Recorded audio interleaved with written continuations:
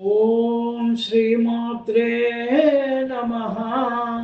అందరికీ ఆహాహాయమి పద్యానికి స్వాగతం, సుస్వాగతం. అధిక జ్యేష్ఠ మాసమని, పురుషోత్తమ మాసమని పేరు పొందిన ఈ మాసంలో జపతపాదులు, దానాలు, పూజలు, పితృ పుణ్యకార్యాలు, ప్రత్యేకించి హరినామస్మరణలు చేస్తే అత్యధికంగా 1,000,000 రెట్లుగా ఫలితాలు లభిస్తాయని శాస్త్రవచనం. అధికస్య అధికం ఫలం అన్నట్టు ఈ అధిక మాసంలో శ్రీ పోతన గారి విష్ణు కథ విందామా? హరిమయము విశ్వమంతయు హరి విశ్వమయుండు సంశయము పనిలేదా, హరిమయము గాని ద్రవ్యము పరమాణువు లేదు, వంశపావన వింటే. విశ్వమంతా విష్ణుమయం. ఆ శ్రీహరి విశ్వమంతా వ్యాపించి ఉన్నాడు.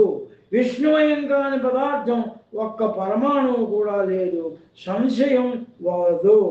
అలాగే ఆయన గుణాల గూర్చి పోతన గారి వర్ణన కూడా చూద్దామా ఈ అధిక మాసంలో? తారలనెన్నగవచ్చును భూరేణుల లెక్క పెట్టబోలును ధాత్రిన్, నారాయణ గుణకథనము ఆలయవన్నింపలేరు హర బ్రహ్మాదుల్.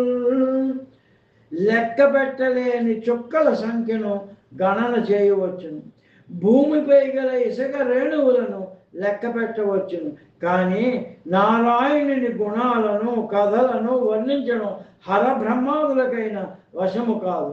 అట్టి పురుషోత్తముని ఈ పురుషోత్తమ మాసంలో మరీ మరీ ధ్యానిద్దాం. అఖండ ఫలాలను, అష్టైశ్వర్యాలను పొందుదాం. ఈ పద్యాలు మీకు నచ్చినట్లయితే షేర్ చేయండి, లైక్ చేయండి, సబ్స్క్రైబ్ చేయండి. పురుషోత్తమ కృపాకటాక్ష ప్రాప్తిరస్సు. అందరికీ నమస్కారం.